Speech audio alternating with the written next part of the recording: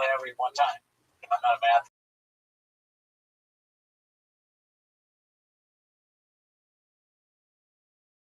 Once is not a lot. Just one time, 3 months, buddy. But so I'm looking at the site and I go, I want to log into the site. It says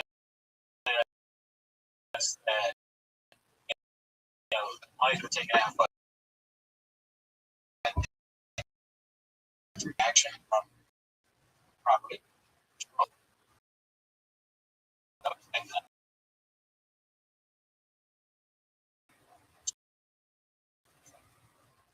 I call this guy.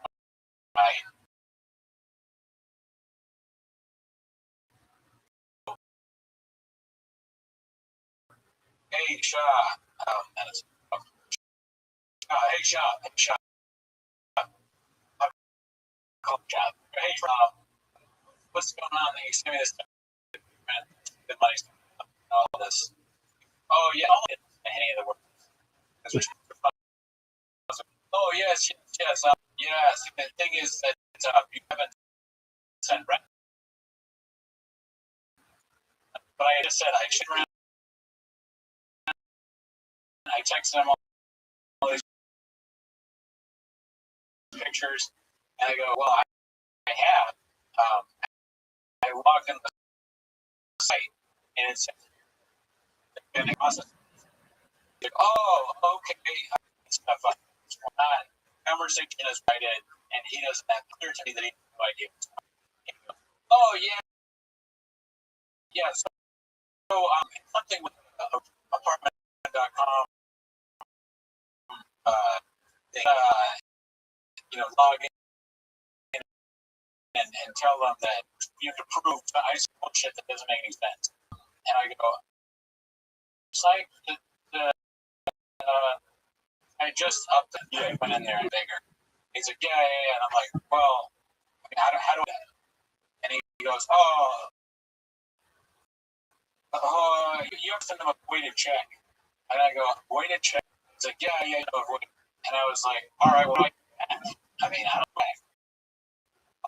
A voided check. He's like, hold on. She helps. And she's like, Brendan talking to me. And I go, no, I was Brendan, all this. And, what's happening is has some kind of fraudulent thing in their account. I'm working out with and I'm like, well, I need to send a voided check. But that's what we're doing. And I said, so I don't have to do anything. She's like, no, we're taking it. And the money will probably, I already get it. So no money will come out. But money's already come out. And she's like, oh, yeah, definitely, for sure.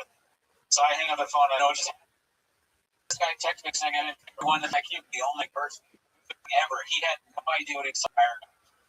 Did he know he paid rent or not, or what I was supposed to have they received it? He's freestyling the phone with me.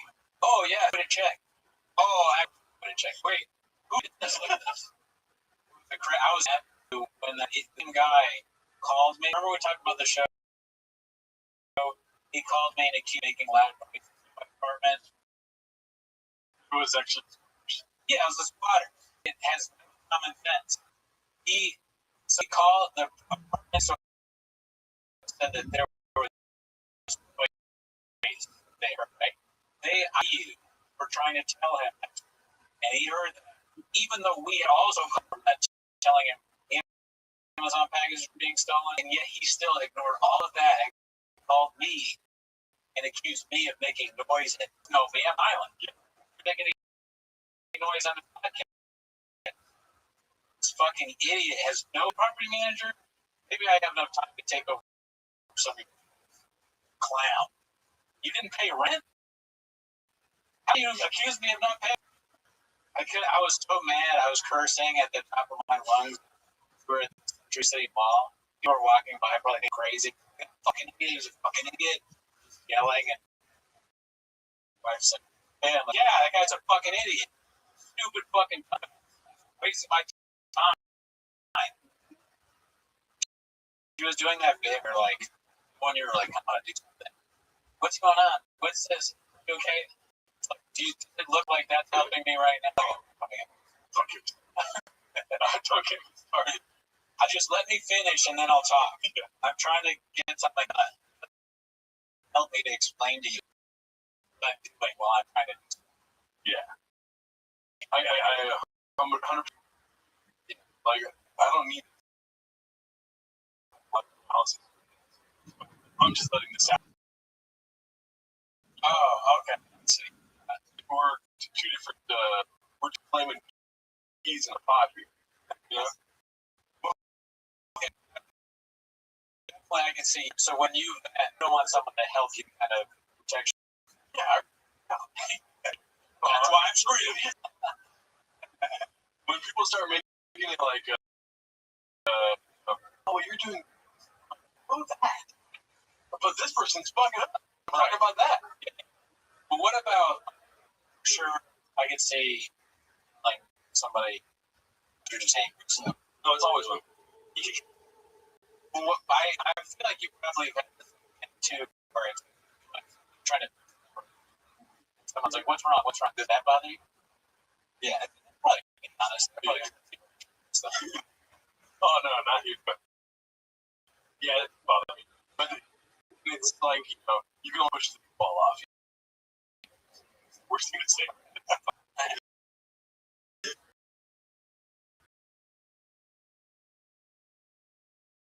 Yeah,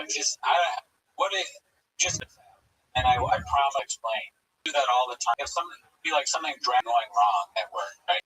And I'll fix everything, but I'll be fixing it. And then I'll get like 10 messages. Then somebody will come to my office like, what do you think I'm doing right? Would you like me to stop trying to fix this so that I can explain to you what's going on instead of just fixing it? Like, that just doesn't make any sense. If it's my job to fix it, I'm going to fix it. But I'm not going to have 20 conversations about what I'm doing to fix it. That, you want to know what's going on in my head? oh yeah, go. You explaining all of that? The fucking play toy square. It's a bunch of people's like, So funny. They're like, how he did his square hole or like or whatever. And I'm like, I don't want to know about. I'm doing my job. Put the square in the circle. Like desperately trying to get the circle. But no, it's difficult stuff. You wouldn't understand. Podcast. No, like that. yeah. I try not to do that to people. Like if it's their thing to fix it, I'm not gonna go like, what is initially or desperately find out what's going on unless they're under. So, You gotta hit on. Yeah, business wasn't built on trust. nothing I or try. I constant No, that's it. Which one? the one that you. To me, you let walk by on the street. I'm sure any of them. Like that. Morning.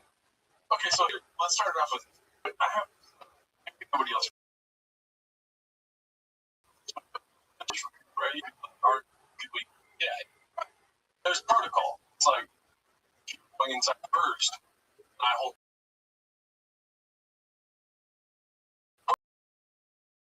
you still first. You know? Yeah. If I show up first, I understand the opportunity to show people.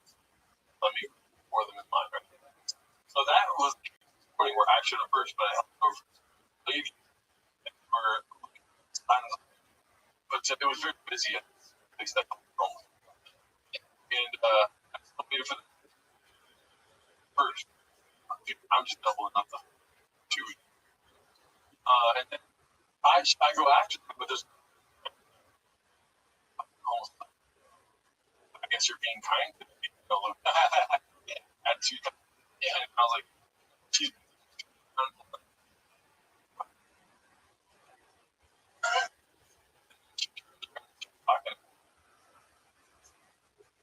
I just go, I proved you, dude. Oh, I see. That's funny.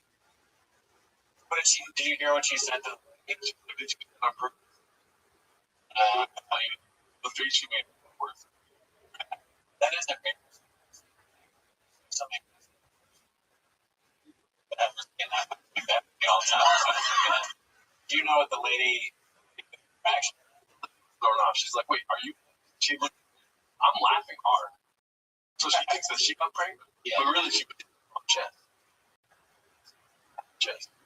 That lady thought she was like if she was part of the big one. Basically.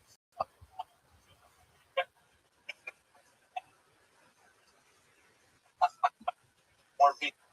Oh my God, speaking of which, I'll play it by day. Alright.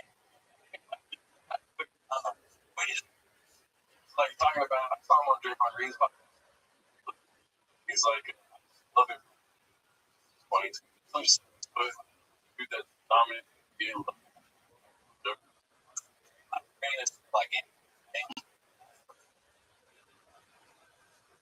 Like I don't know a lot about.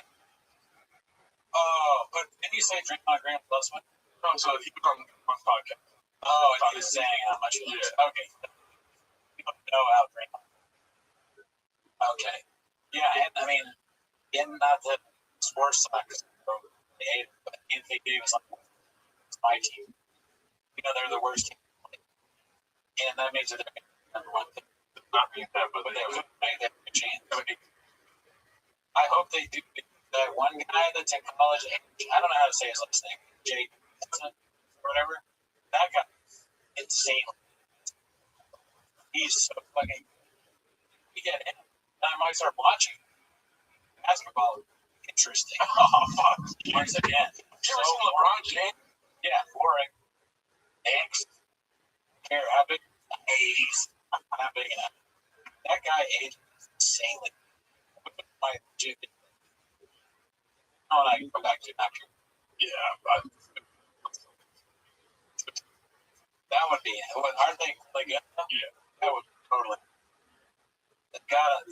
That's what I need. I think that. you got Agent Advance and Darren Peterson and Cam. Those are. I don't know who. I know Boozer. Dude, who's the other one you said? Number 2. Who like college? Oh,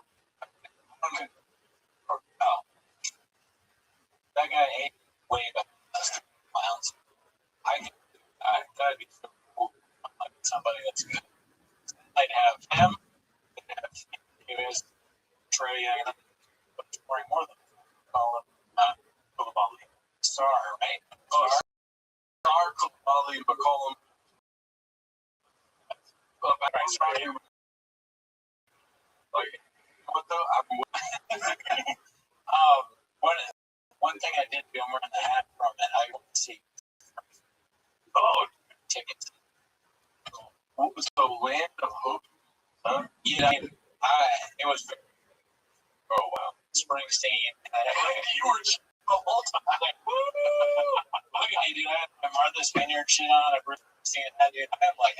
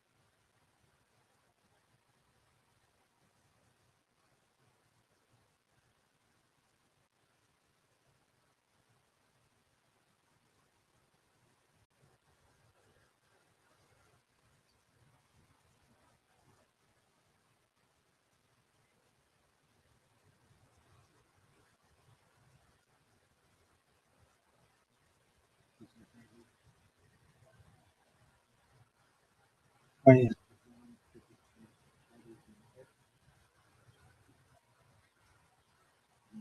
10 1 concentration was by the co-host bottom one the 2016 35% 34 36 25 King National 395 Mahal King was born 33 Mahal was born 31 39 Khan of Year was born 34 687 Methuselah son of Khan was born 28 two son of Methuselah was no one really knows for sure Elizabeth has a different elegant time that this story was lived by.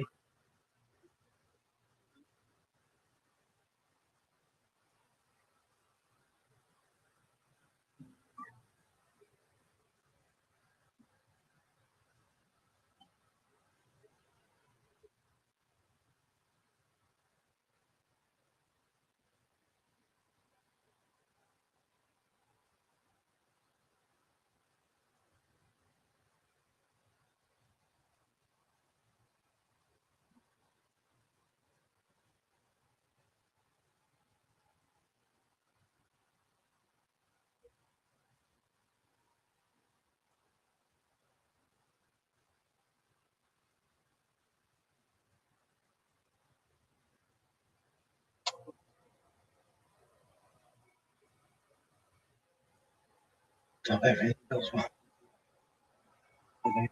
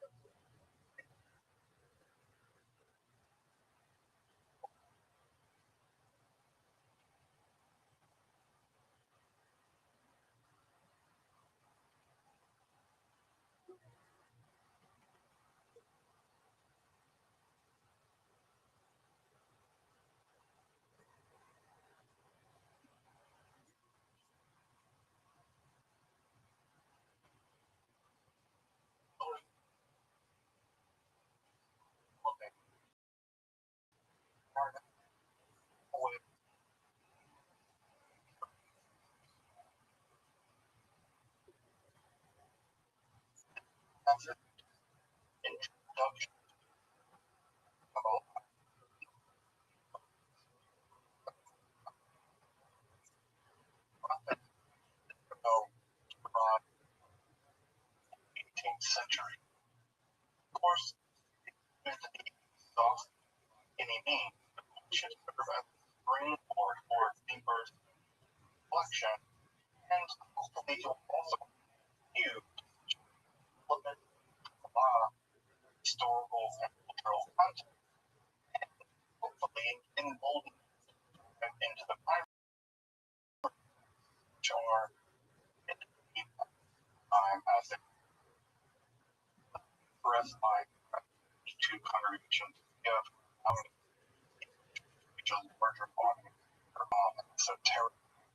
If you want, find these under the list important to I'll be uploading or finding episodes after autumn of 2021.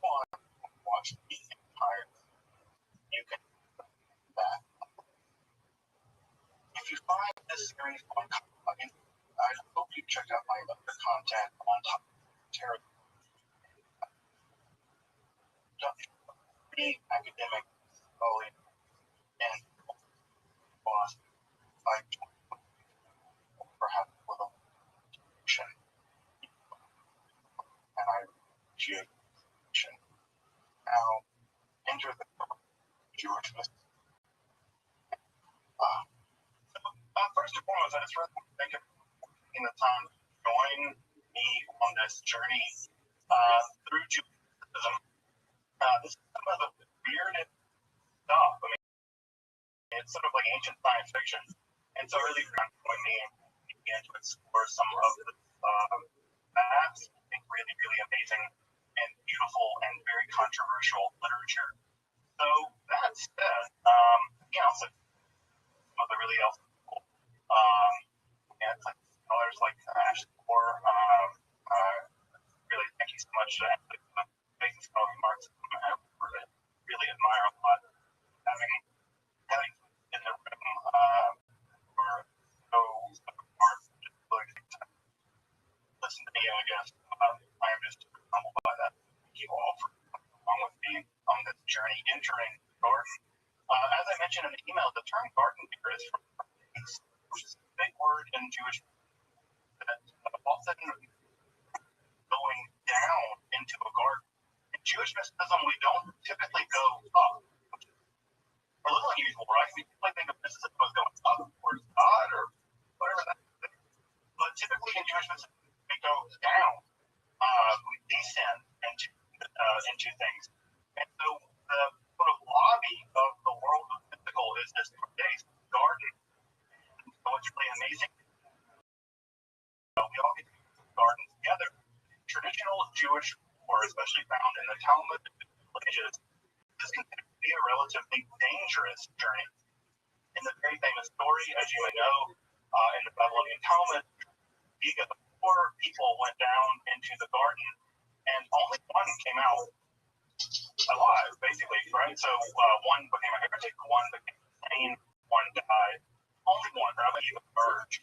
We'll talk about that really famous story here in a couple couple of weeks. Mysticism is, on the one hand, an incredibly intriguing domain of study, but it also has always had an undercurrent of danger.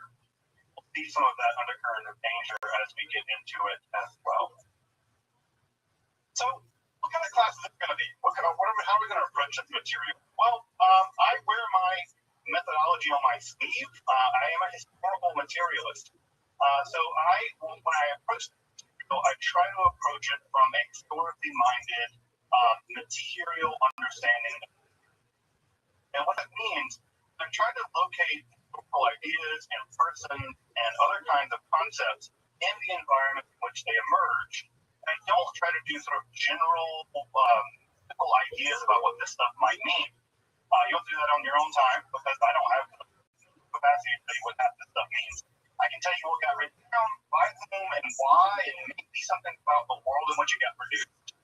But what it might mean for your spirituality, for instance, something that might just be, frankly, completely beyond me. But what we'll be looking at through the course of this class is a kind of guided tour of the major concepts, major history and personalities that go into and Kabbalah. One of the things I really hope that you get out of this class as you work through it is, for me, Kabbalah has always been incredibly intimidating. The books of the Kabbalah are very intimidating. And part of what I hope to do is give you confidence and give you enough context that if you wanted to dive deeper into Kabbalah's book, you could do that, right? So you can pick up a copy of the Zohar or the Sacred Yetzirah or other major historical Jewish mythical texts, and that you could feel confident that you can dive into them. Now, sink or swim, that's probably up to you, but you can at least feel the confidence to dive. So what I'm not going to do, and what my aim is in this class, is I can't make you a Kabbalist, right? I'm not a Kabbalist. I don't identify as a Kabbalist. And so I can't make you a Kabbalist. I think it takes a Kabbalist that works like you take the rabbi to make a rabbi. I think it takes a Kabbalist to make a Kabbalist. And I ain't no rabbi, I ain't no Kabbalist. So I don't have the ability to make you a Kabbalist. Now, that's not to say that some of these ideas might well prove to be incredibly positive in your spiritual life and spiritual development. That's fantastic.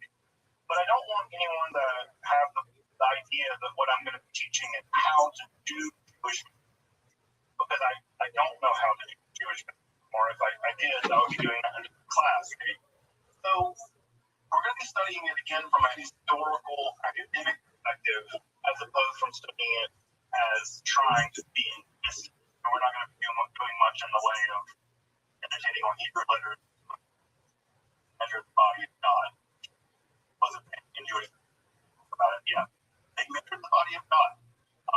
God has really long fingers. So we'll get to that, this kind of mysticism later. So what do I mean by mysticism? This is a word that is really difficult to pin down. It's one of these words like religion or magic, where scholars and academics have no real concept about what this word means.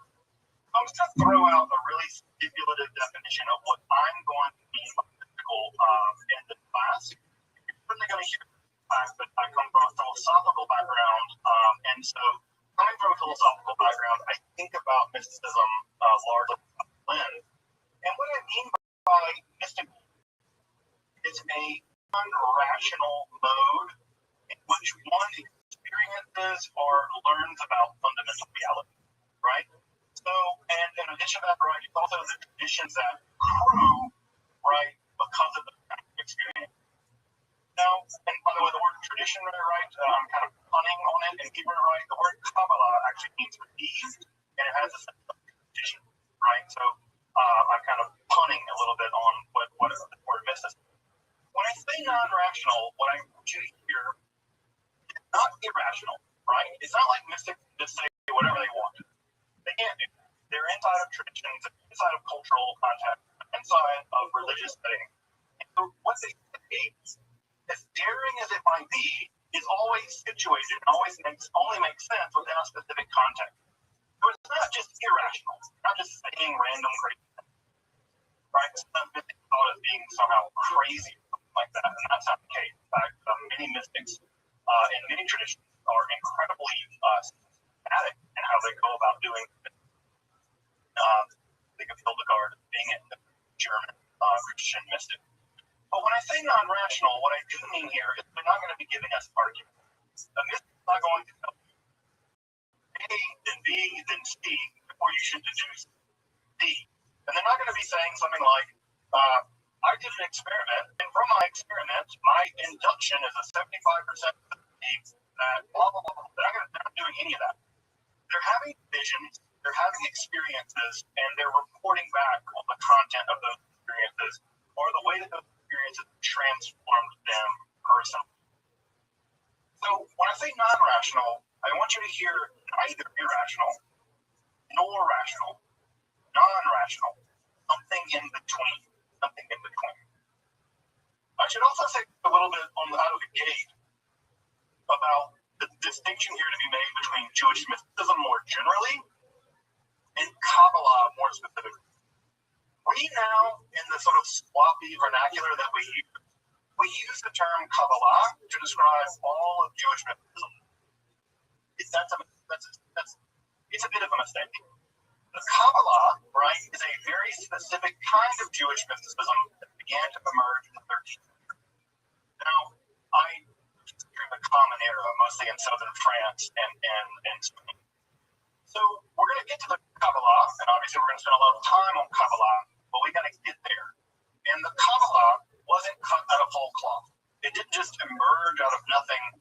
And so many of the complex ideas that you may have heard of in Kabbalah, like Tikkun Olam, the Kabbalistic idea, the reparation of the world, or the idea of Tzimtzum, of contraction, in which God sort of shrinks God's self to project the universe or the cosmos, those ideas don't come out of whole cloth, and we're going to have to do a little bit of work to get there. But get there we will. So think about Kabbalah as a specific type of Jewish mysticism. And there are other Jewish mysticisms that also existed prior to the Kabbalah, right? But there are other forms of Jewish mysticism that existed prior, although many of those prior forms of mysticism were absorbed into Kabbalah. So this is part of the reason why it gets a bit confusing. So suffice to say, Israelite or Jewish mysticism extends probably back before history. What I mean by history, of course, here is just the history of writing, when the ancient Israelites began to write things down. As we'll see in a moment, some of the earliest texts that have been recovered in Israelite literature are, interestingly enough, both composed by women and also both composed by mystic women. And we'll get to those in just a minute. But I think this is a weird thing that, for whatever reason, doesn't get enough press, that some of the earliest Israelite literature is by women mystics. So why that doesn't get enough press is misogyny. But, right, it's true.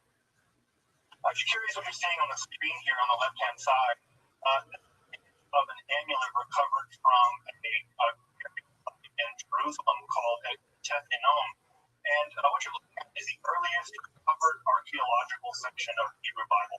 So if you ever wonder what the earliest Hebrew Bible looks like, it's this. These are tiny little silver amulets recovered from a tomb. And for the folks here that read a little bit of Hebrew, you probably can see this is a version of the priestly benediction.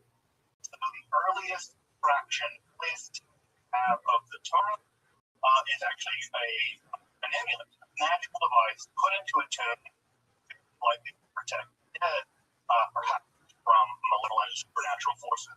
So in many ways, might even say the first appearance of the Torah in history is an amulet. It's an amulet here to protect the dead, probably. If you've ever been to the Israel Museum, you've seen this. It's actually both sides, tiny.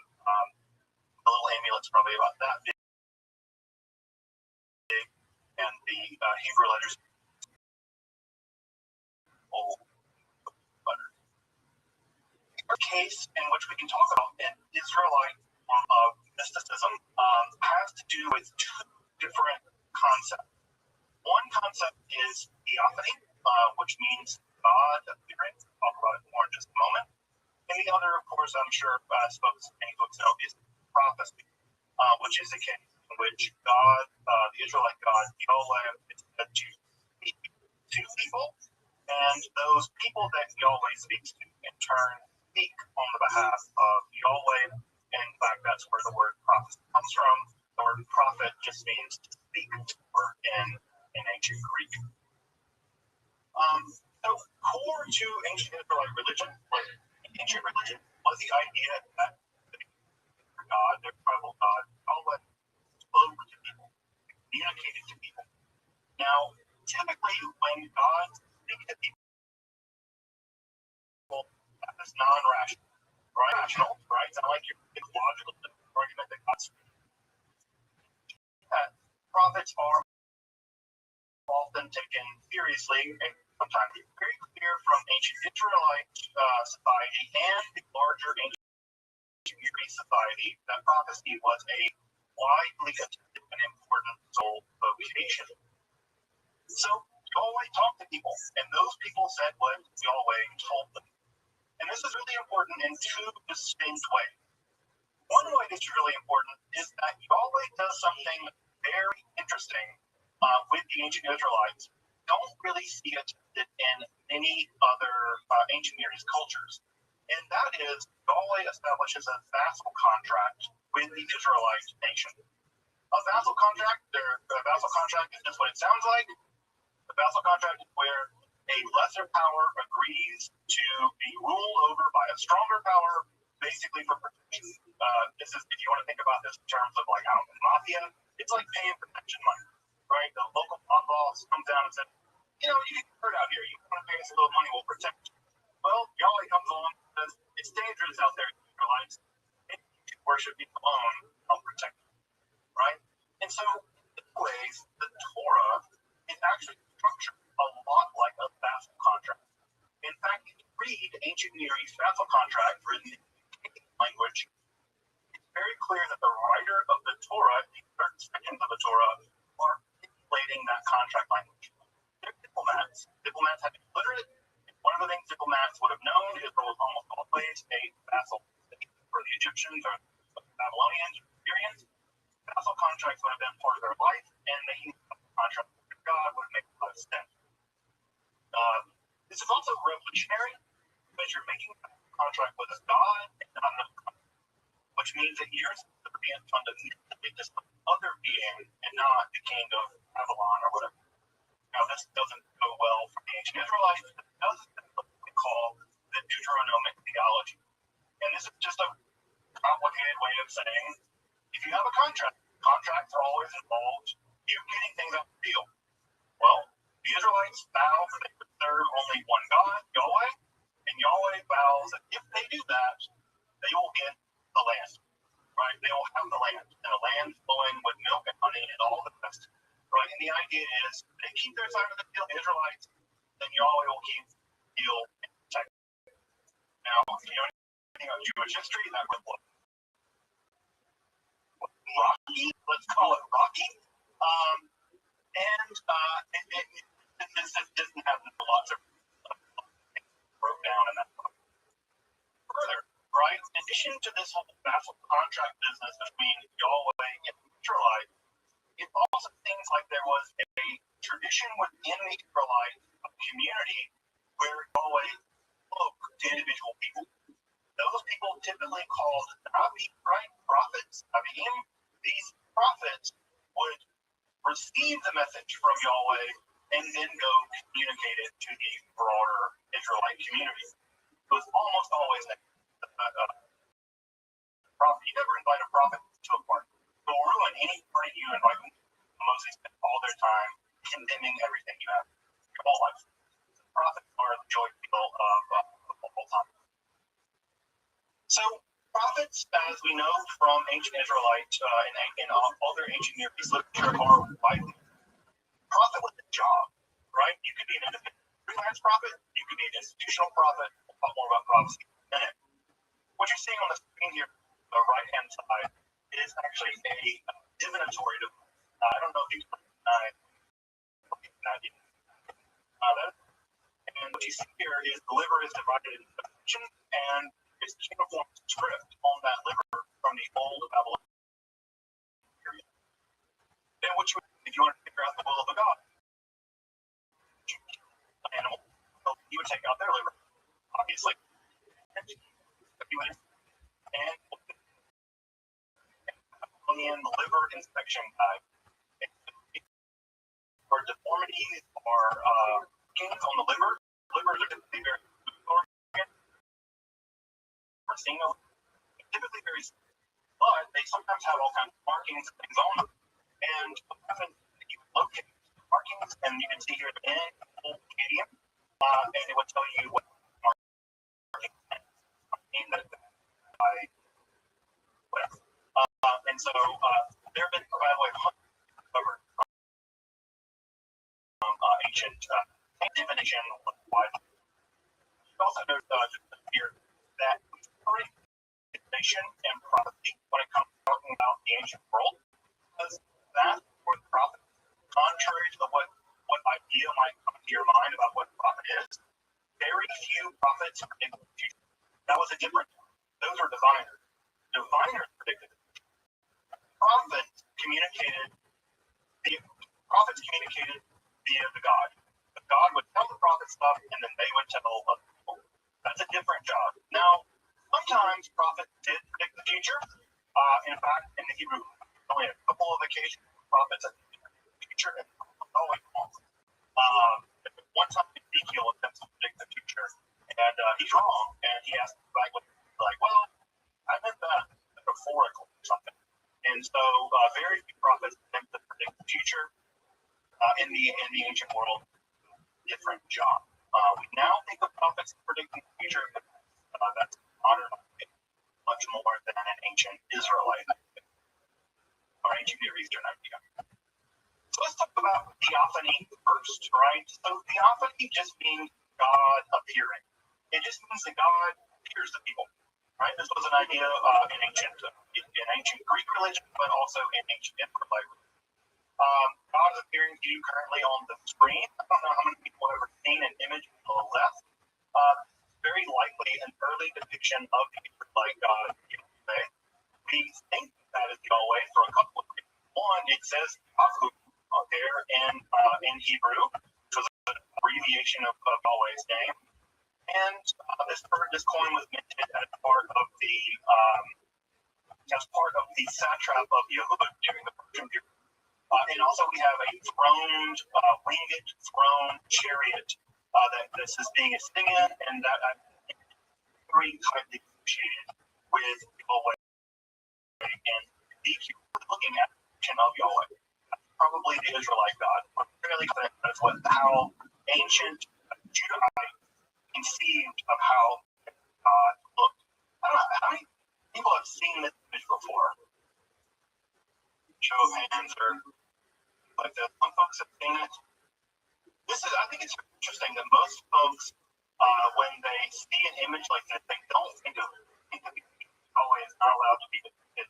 But clearly you're wrong, but image is completely not see a bad day. So God appearing, right? God appearing is a relatively common motif in ancient religions. Many ancient rituals were meant to compel the God to appear. This would be in temples, other kinds of locales. You would do rituals to the God. So, what's theophany, is that sometimes the writer like to their image of Yahweh as kind of divine monarch, sort of like a king sitting on a throne. Very common image. If you have the chance to read this in Isaiah, which is kind of divine on a throne. However, what's also important is the ancient Israelites had developed at some point an allergy to depicting their God. The thought of their God is corporeal and visible. And the other text, most famously the text of the theophany to Moses, that Yahweh, he tells Moses, see me face died. Although later in the editorial problems.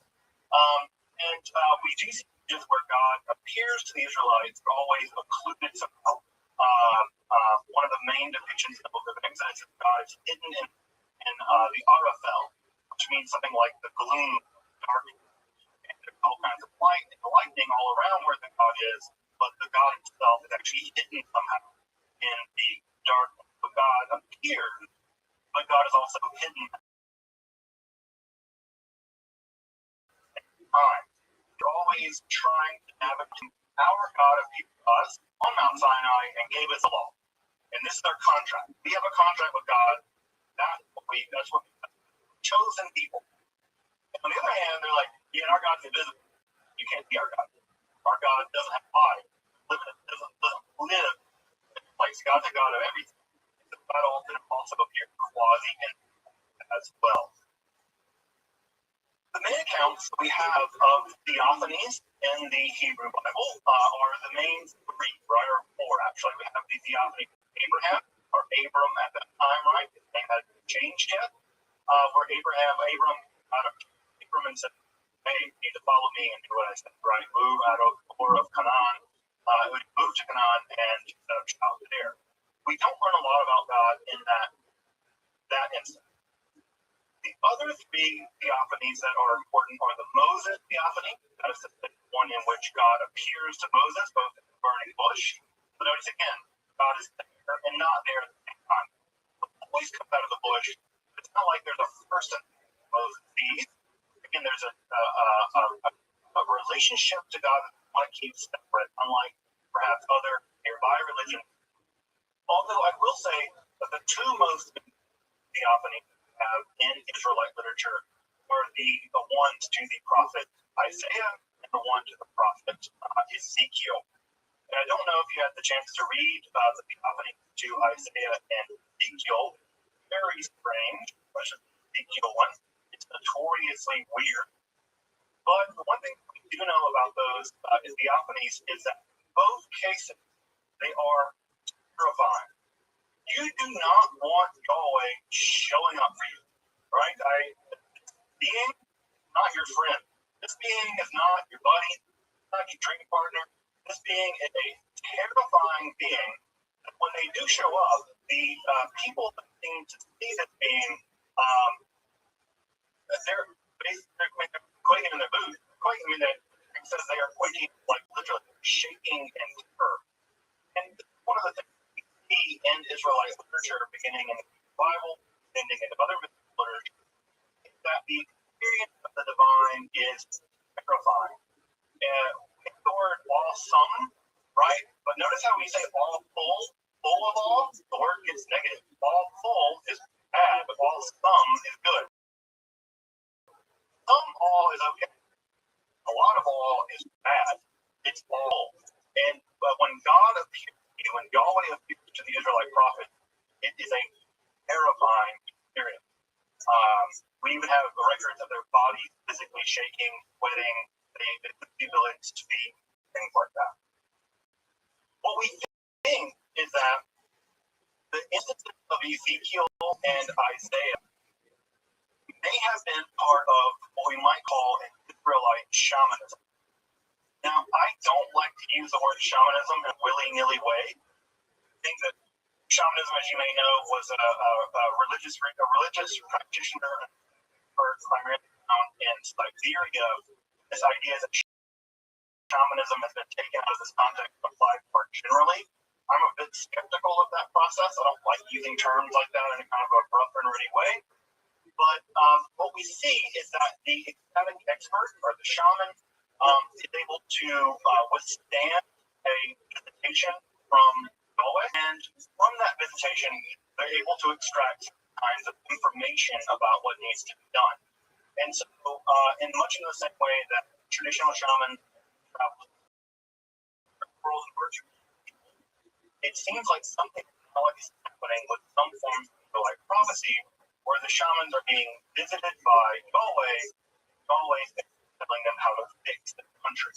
Right? Most of what goes on in prophecy is criticism of society in a general way. It is by criticizing society along religious and social terms, then the Israelites can restore their relationship with Yahweh, and therefore Yahweh will continue to protect them and allow for the prosperity of the land. But the prophets don't cure individual people. You can think about them much more like shamans, but they're shamans for the entire community. So again, that's where using some of these terms can be a little bit misleading and a little bit unclear, but I think that the term does track at least in a general way. We think that the experiences of the prophets Isaiah and the prophets Ezekiel, the literary record that we have, will probably actually represent the experience. Which is just to say that the person of Ezekiel and Isaiah probably did experience some kind of mystical event. And they record that event, and that recording of it is found in the Hebrew Bible. Now, Ezekiel is especially interesting in this regard because if you've read other texts of Ezekiel, you'll know that he is really unusual as a person. He can do really extreme things, lying naked for days at a time. So he may have been suffering from some kind of underlying mental health condition, right?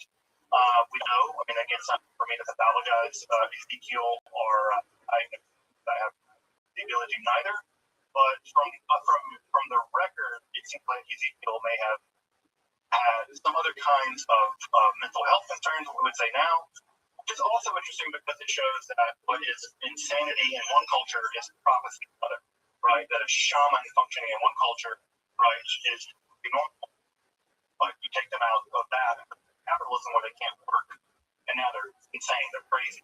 And so it's interesting to see how what counts as insanity can really change from culture to culture. Ezekiel is clearly a respected member of society, whereas I think now he might be institutionalized. So again, it's interesting to notice how these things shift enormously time. It's also worth noting here that Ezekiel and Isaiah, the theophanies of Ezekiel and Isaiah, which the Isaiah one is also very terrifying, right? God appears to Isaiah, and Isaiah says, "I'm going to die. I'm finished. Like, I'm going to die." And he doesn't die, and then he's anointed by God to tell the Yahweh. What's really important about both of these visions is they will become the foundation for an entire school of Jewish mysticism called Merkava literature or chariot literature. This form of Jewish mysticism, which we'll get to not next time, but the time after that, this was the dominant form of Jewish mysticism for 800 years. So if you want to think about the Kabbalah as it existed now for about 800 years, Merkava mysticism was the dominant form of mysticism for the 800 years prior to that. So this chariot, and again, when I say chariot mysticism, you should always keep in mind, right? This is how Yahweh is depicted, literally riding on a kind of winged chariot. Unsurprisingly, this form of mysticism is going to be very important. Just as a preview, Merkava mysticism is a form of mysticism in which the rabbinical elite would descend into the palaces of Yahweh, and they would meet with various angels, show angels these passwords. Eventually, they would be able to climb through the various heavens. And again, even I did it up, right? They're not going up, they're going down. And the mystical York day, bound to the chariot. And they eventually are given a glimpse of the throne of God. Sometimes they're allowed to see the body of God. I know that Jews are not supposed to believe that God has a body. They did. They were allowed to measure the body of God, look at that literature, and in some cases, they were even allowed to sit on the throne of God and be transformed into angels. So if you ever want to be transformed into an angel, all you have to do is bypass a bunch of scary angels from the throne of God. No big whoop. No big whoop. So that's a very cool form of mysticism, and we will get to in a couple of weeks. Again, mysticism, not Kabbalah. Different kind of Jewish mysticism, but anchored in the theophany of Ezekiel and Isaiah. So as I mentioned earlier, ancient Near East prophecy is very well attested. The only major exception is Egypt. Egypt is the outlier. For whatever reason, there's not much in the way of Egyptian prophetic Now, debates about why that is. We do have a quasi-prophetic document called the Prophecy of Nefertiti that does exist from the ancient Egyptian world. But it seems like the ancient Egyptians, for a host of reasons that I'm happy to go through, for whatever reason, institutional prophecy just didn't exist. It probably had to do with the fact that Egyptian religion was very highly centralized in the temple structure, and therefore the gods just didn't interact with beings the same way that they did in the wider Near East. But the ancient Egyptians just don't have much in the way of prophecy.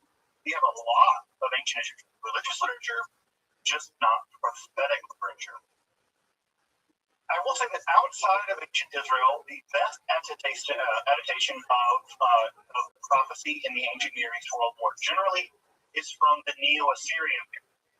Now, this may be a little deceptive because it just so happens that the Assyrian Empire was destroyed and they managed to burn down the main temple, the main library of Ashurbanipal.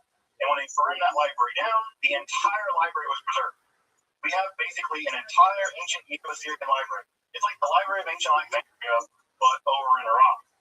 It has tens of thousands of cuneiform tablets that are in great shape. Because unlike burning libraries down now, right, books tend to burn bad. If you burn down an ancient cuneiform library, right, those texts are all preserved on clay tablets. And burning clay tablets makes them more likely to survive. So, thank God they burned it down, right? Because had they not burned it down, it probably wouldn't have survived. So, we have the entire library of Ashurbanipal. It's in the British Library.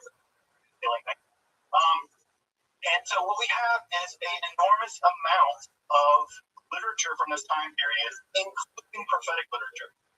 In the ancient Assyrian context, what they would do, individual prophetic utterance would be requested by a leader, typically the king. Those would be written down, and then a digest of those ecstatic utterances would be collected together on large clay tablets, and then those tablets would be stored in the library of Ashurbanipal. So we have individual utterances stored together on bigger tablets and then archived. The exact same thing happened in the ancient Israelite context too. Many of the documents that we have, for instance, the book of Isaiah, is not written by one person. Isaiah is at least written by three people, different times with three different agendas. All of the various Isaiah texts fit together into one digest, and that Isaiah prophecy became the book that we now know of as Isaiah. So the exact same literary and material culture in ancient Syria is also attested in ancient Israel, which we shouldn't be surprised about because ancient Israel isn't special. Now, I know that some of us were raised with the chosen people stuff, but the ancient Israelites were an ancient Near Eastern people. And they did what other ancient Near Eastern people did. Sorry, not sorry. So we know a lot about ancient Neo-Assyrian prophecy, which is prophecy in just a minute. We know a little bit about their prophetic techniques. We know, for instance, that they engaged in dancing. Dancing was one of the mechanisms by which both Israelite and Neo-Assyrian prophets managed to work themselves into a kind of ecstatic state. We don't know what the dancing looked like. Maybe it was seduction. I don't know. But whatever the dancing was, it seemed to get them into, it got them into an ecstatic state, and in those ecstatic states, they would shout what the God had to tell them, and a scribe would write the utterance down. They also engaged in self-laceration. So, as you may or may not know, self-harm is pretty common in many musical practices, most famous, for instance, among the Maya people. The Maya would they would pierce their tongue or their genitals. They would pull string with barbs on it through their tongue or genitals in order to make themselves in a great deal of pain. That blood would be hot, and the paper with the blood soaked would burn, and the burning smoke Maya kings would see vision. Self-harm is a very common thing that happens in any prophetic culture. The self-harm also occurred in ancient Mesopotamian culture. And it seems like they engaged in something like flagellation, probably, so whipping themselves in order to use the perhaps the endorphin or serotonin release to get them into an ecstatic state. Although there's some medical debate about whether blood loss would have been helpful in getting into an ecstatic state. I don't intend to find out. So anyway, self-harm was also part of it. Also notice that in the ancient Israelite law, there are several prohibitions on self-harm, especially in terms of religious self-harm, specifically things like killing and harming yourself on the occasion of the dead. So it seems like the Israelites knew about these practices and or did. If you've ever heard you're not allowed to get tattoos if you're Jewish or whatever, it actually comes from those kinds of laws. Although also there's a persistent myth that if you have tattoos, you can't get buried in a Jewish graveyard. That's nuts. I don't know where these things get started. That's a thing people say, and they're wrong. We also know, interestingly enough, that ancient Near Eastern prophets could be both women and men. We have attestation of both women and men prophets. And we also, what's I think really important to talk about, is that we have a third gender that's specifically connected to ancient Near Eastern prophecy. Specifically, the goddess Ishtar, who you may know from the name Esther. And Esther is just the version of the name Ishtar. We know that the goddess Ishtar could convert your gender from typically male gender, man gender, to another third gender called Asinu. And these Asinu prophets would have their gender converted by Ishtar, and they can be converted and converted back on the command of the goddess. And while you were converted to this Asinu gender, the third gender, you would be serving the goddess Ishtar probably in a ritual working job in the precinct. And so we don't know a lot about this exactly because the literature is pretty scant. But I think what's interesting again from a material history and a gender studies study of this is that only at the station we have of a certain grammar. The grammar here actually means womb person, but womb person masculine gender in Akkadian. So clearly, womb is associated with female people, whereas the word here is asinu, making it a gender, and you have your gender men. I don't know if this in any case to be asinu, but men can probably shift to asinu. So, if you're curious about that, FYI, the study of that by SBL, Prophet Male and Female, chapter, that is the most extensive study of this, the role of gender and the Asinu gender in ancient Near Eastern prophecy. We only know of one Canaanite, non-Israelite prophet, and that is Balaam, son of Beor. We know from Torah. He's also in another place outside of the Bible. He's attested in a shrine that the wall is plastered, and he's mentioned on the plaster of the wall, and he's mentioned in a non-Israelite language, and so he must have been quite famous. In fact, he's the only prophet from the ancient side of the Bible. So he's famous enough that the Bible had to include him, and he was so famous that he was also attested outside of the Bible. Well, however, no non-Israelite Canaanites that had survived. If they existed, they very well did, they likely did, they didn't survive. The reason for that might be that they were written down on papyrus and simply didn't get copied because of the provincial supremacy of the Israelites. It could just be that they haven't been discovered yet. But we do not have records of prophets, non-Israelite prophets, leaving behind literary record. Unlike, which I mentioned in this text that's on the screen here, this is probably one of the most important ancient Near Eastern religious texts called the Descent of Ishtar. It's the tale where Ishtar descends into the underworld. If you've never read it before, I highly encourage you to take a look at it. It is description of Ishtar going into the underworld and ultimately becoming trapped there to escape. It's a really fascinating text about Ishtar's journey to the underworld. Many religions have journey to underworld motifs. Christianity, for instance, has a journey under Orpheus. This journey to the underworld is a pretty typical religious literature, and Journey to Ishtar is actually really wonderful to read.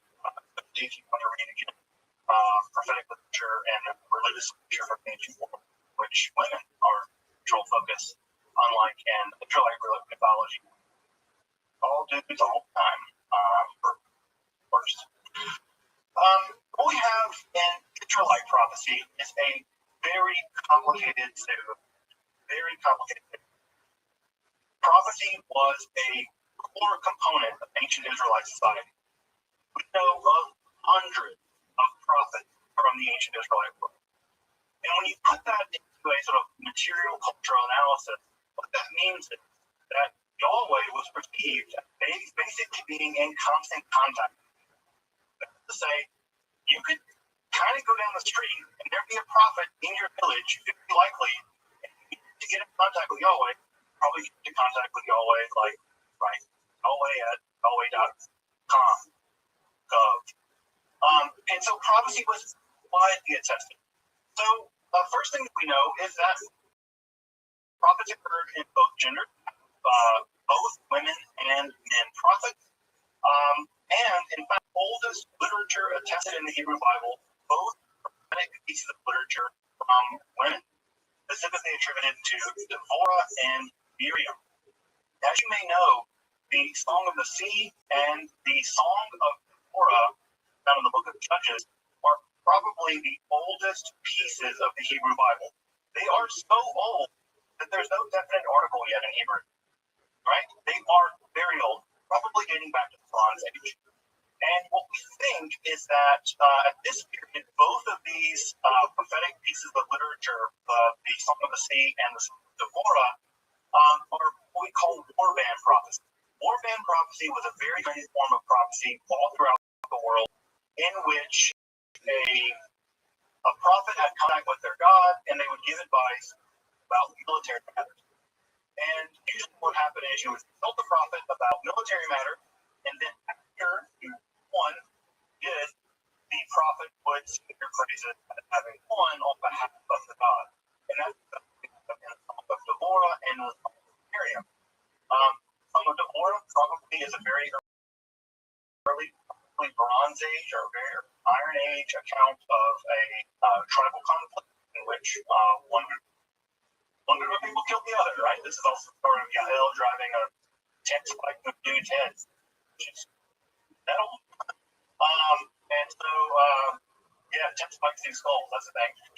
And if you read the account in Arcade, of course, the story also probably is a memory of some kind of skirmish that occurred in ancient Egypt, where the Israelites were escaping or the Egyptians in this case.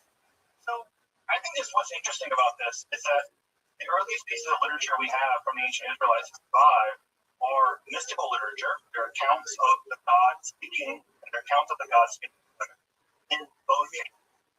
This may indicate, and again, we only have two pieces of evidence here, this may indicate that women served a unique role in very, very archaic Israelite prophecy.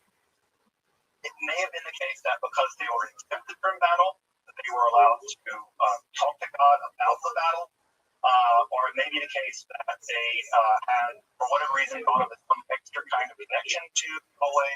We just don't know. We have no idea. It just is ambiguous that this earliest piece of literature are both attested to women. We also have independent prophets, I like to call them prophets. Those are people that basically go around condemning people for everything. Those prophets that you probably know are famous people like Amos, who was very famous for condemning the social practice of the ancient Israelites, their excess, being very wealthy. Amos is probably the most social justice warrior-y guy of the Hebrew Bible. He really dislikes the fact that the Israelites are so wealthy, and these are well-bred poor people. you've ever read that great section on Yom Kippur, right, where it says, this is fast I want, I don't want you fasting from food and water, I'm fasting from all kinds of social injustice, that's it, right? And so that those pieces are really big in our tradition. I think the more progressive come from the prophet Amos. He was an independent social critic. We also know that the Israelite state employed hundreds of prophets. Hundreds. We have at least two different cases where ancient Israelite kings would have hundreds of prophets in their employ, and those hundreds of prophets go into the states, would also act out their prophecy. So, for instance, if you thought that the king would be gored by enemy, it's not common that the prophets would actually have gore, like horns made of iron. They would dance around with the horns of iron in a very theatrical way, it seems. And these theatrical shows where prophecy, ecstatic state, and theater really meshed together in ancient Israelite society.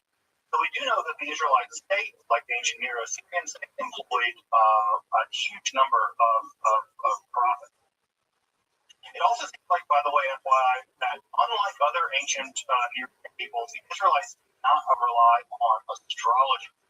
The ancient Assyrians, ancient Babylonians, developed very complicated astrology. The Israelites rejected it for reasons that aren't clear. And they rejected it not because they knew better. It wasn't like the ancient Israelites somehow knew that astrology was wrong, probably just that they were jealous and they didn't have a sophisticated math. But the ancient Israelites do not like the idea of astrology. Rather, they like direct contact with God. All things told, none of them were terribly reliable when it came to, predicting the future. They all got destroyed by somebody. None of them saw it coming. We also know that there were Roman prophetic bands. These are sort of prophets that sort of roamed around the countryside. We know they had leaders. Samuel was the leader of such an band of roaming people that they would roam around and they would play music and they would dance. Again, this more dancing and music were attested in ancient Israel. One of my things I really miss is we have no idea what any of this music would have sounded like. My idea is it was always like some great metal or something. But we have no idea what their music sounded like. We have any ideas what the instruments were. We do know that, for instance, King Saul, first Israelite king, came in contact with one of these roaming bands of ancient Israelite prophets, and he also immediately fell into ecstatic state. So it seems like going into ecstatic state was a thing that was, I don't want to say normal, but normalized. It was a thing that could be expected of Sabbath. So these bands would come through your town, and you might go into an ecstatic state with go away. We do know of several women who are engaged in prophecy, and they have, in some cases, very high ranking. One thing of the prophetess Huldah. Huldah is primarily known from the book of Kings, where the King Josiah, Judahite King Josiah, finds a Torah scroll in a wall, has it written down to justify his political agenda, and which is the Torah we still have, by the way, like basically it's a piece of political propaganda from the 6th century BC, which no one talks about that. That's the thing. But Huldah is actually a woman prophet who is an immigrant, a refugee from the north. She's living in a suburb of Jerusalem, and she's basically that whether or not this scroll found in a wall is true. And of course, she does the very wise thing and says it is. So we do know that women had a relatively high-ranking position of power as prophets. They were not allowed to be priests. They were allowed to be prophets, and they could be as high level as basically that scripture. And again, I want to restate that just so folks hear it. This is a woman vetting the legitimacy of the Bible. That is enormously important in the history of Judaism and in the history of religion, I think more generally, considering how completely women are on almost every level in this historical thing.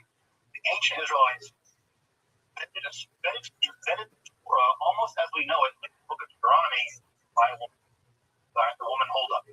We know virtually nothing about her, but clearly she was considered to be in contact with Yahweh, and at least for perhaps political reasons, vetted some sections of the Bible. We also know that there were professional prophets, that is, the prophet whose job it was to be a prophet, paid. I don't know, a 9-to-5 job. You were a prophet. I don't know if you did, but local prophet one, number 95. But they had professional prophets that existed. We also know of non-professional prophets. Sometimes they're called Elohim, of God. And these were often associated also with miracle working and both things that are described as magic. It could be folks like Elijah and Elisha, who the only accounts of people being resurrected from the dead in the entire Hebrew Bible are both associated with Elijah and Elisha. And so, on the one hand, they represented God mostly in divine duels. As you may know, many Israelites and other Canaanite people worshiped a god called Baal as a storm god, because as you may know, storms are very rare in ancient Israel, and you relied on winter rains to ensure that you had agricultural crops. So storms were a godsend, and Baal was very popular. Well, just like on the middle school playground of your childhood, people fought each other, show how cool they were, and so did the god.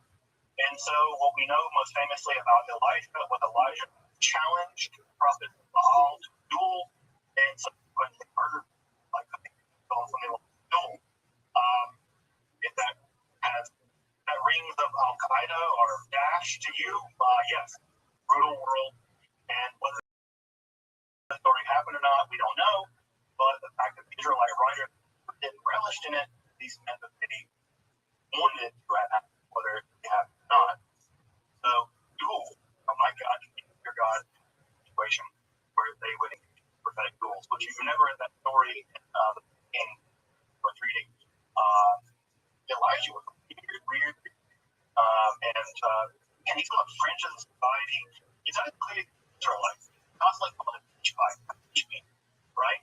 So as a Tishbite, he's not even born like he's a kind of fringe character that will have a very strange relationship with.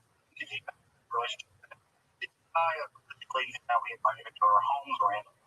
So just remember, right, when you invite him into your home, he did cut off the head allegedly 500 one time. So be careful who you invite into your home. This guy's murdered about 500. Elijah. We also know that prophets seem to have been both static and non-static, which is to say that some of them went into future, you might call them, or issue their prophecy, others. We have a range of prophetic techniques. Unfortunately, what we don't have is any account in ancient Israeli literature about how they did it. We know they did it. And yes, some of you are probably wondering, did they do drugs? Probably not. At least if they did, it's not recorded. Right? We don't have the attestation of Elijah, ate some mushrooms, and then went to smoke some weed or whatever, or even drink alcohol. Many of the prophets are actually sworn off of alcohol as part of their prophetic vocation. So we don't have much evidence of substance in the.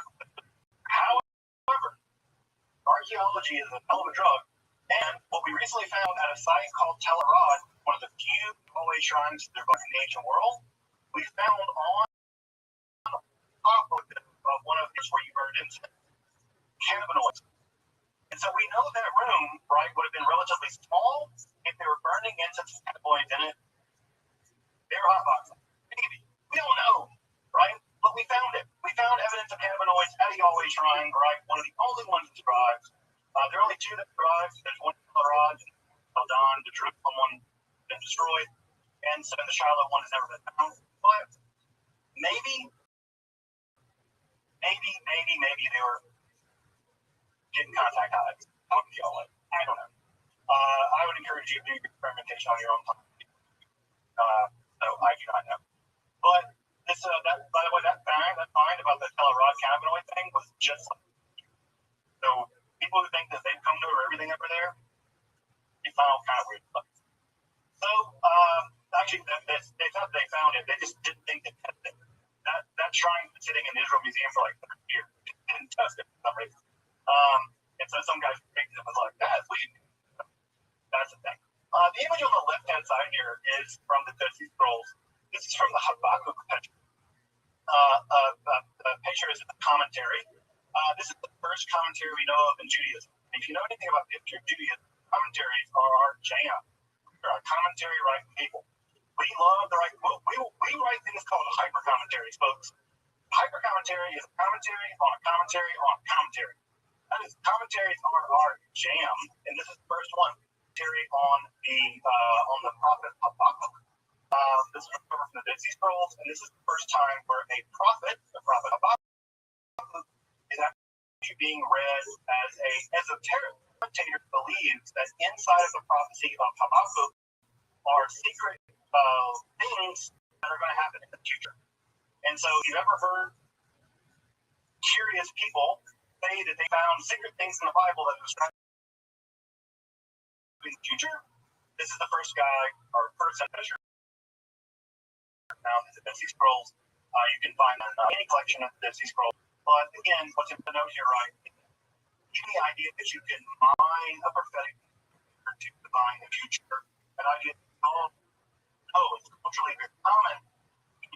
Radio, you can find some picture right now telling you if the world's coming because they found something in the Bible, whatever. First time we see Israelite literature comment on Habakkuk. So we can read the Habakkuk relatively short. Read the Habakkuk scroll. It's also on display in the Triangle Jerusalem. People always want to see the Great Scroll because they think it's the biggest one, But just so you know, if you go to the Triangle, Great Scroll, it's a replica, not the real one. That one, the real one's stored in a bunker somewhere. But the Habakkuk one, no one ever time on concept are there. Like now we're looking at the example of the Habakkuk measure. So have it. As I mentioned, we know basically nothing of the culture of the ancient prophets from books that written down, the scribes that wrote these books, all of them incredibly important copies. We know nothing about their practices, their mystical practices. We don't know anything about their meditation techniques, breathing techniques, drugs that are used, not used. We know very little about how they achieved these mystical. So reconstructing what they did is difficult. We also know very little about the phenomenology. Phenomenology is the $2 word that means the experience. What it was it like to be a prophet in ancient Israel? What was it like to experience this thing? We know very little about it because ancient Israelites, like many ancient, didn't put as much on subjectivity. We are people. We love ourselves. We love ourselves, and you can find 1,000 bullhorns, right? Ancient peoples did not care about subjectivity in the way that we do. And so again, as we're in the revival, how often do you learn about the emotional states of fear? Basically never. It's like, man, he got angry, or they were sad, and they move on. We know about the interiority of these characters because they didn't care about it. They had the literary motif, right? It's not like Russian romantic or something. And we know about the phenomenology of this experience, apparently very, right? So we know ancient Israelite prophecy, ancient Israelite was a social anchor. It was a political anchor. It was an economic anchor. We know that with that many people, 400 prophets employed by a court, this is a part of the economy, right? There was no margin of thing by any nation. But we know very little about it from a material culture point originally. What we do know is that the prophets went away. Israelite prophecy went away. The reason probably went away is that, well, countries that they served were destroyed. Ancient Israel was destroyed in 722 BCE, and ancient Judah was destroyed in 5 BCE. Well, you don't have a job for alive. Alive. In the end, he kills Jeremiah believes that we do know that instant social institution of prophecy cannot survive. So, why? Well, it could be a lot of things. One of the reasons, right? Like, no, thing that happens for the reason why you it coming. Your whole job, oh, it wasn't how we get that. So, your knowledge of coming, part of the problem of divination is coming like your whole being destroyed. Well, that's something you're communicating. Also, we also know that prophecies aren't terribly popular. Right? So ask the social critics. People hate social critics, right? Why do people like rich and I hate you for it? Then you got wealth in your religious banding, right? People like wealthy people, powerful don't like people wealthy and powerful people, right? And they're also the people that kill people to prevent them from saying. So prophets often themselves killed for saying. So it could just be they were also always at some level in many ways a marginalized group. As the situation, the political situation is bad, what is prophecy shift from the Israelites saying, what they God's doing, right? You're not doing the right thing, and God's right thing. And this becomes a shift to what sometimes is referred to as the Yom motif or the scale of the word. I say word, it always makes me like I'm a Southern Baptist preacher. I can make that or really long. A word. Anyway, basically what it comes out to is the prophet's more or less saying, God's abandoning you, God's going to kill you all. I'm out. Right? And so there's a kind of prophetic frustration that seems to end where the prophet is increasingly thinking about a more distant, removed future where God will sort things out because the present is just a picnic. The Babylonians are destroying everything and things like that. And what ends up happening is they destroy the prophets that are done for as the Judahite prophet. The prophetic literature as we have it in the Hebrew Bible. Now, that doesn't mean people stop being weird. People continue being weird. It's just that their weird is a new kind of weird. The new kind of weird is apocalyptic, right? The new kind of weird is apocalyptic. Now, I know that the word apocalyptic typically has to do with the end of the world. That's not what apocalyptic literally mean in this case. But, right, what we will do is return next week to talk about the rise of Jewish apocalypticism. Notice we haven't talked about much.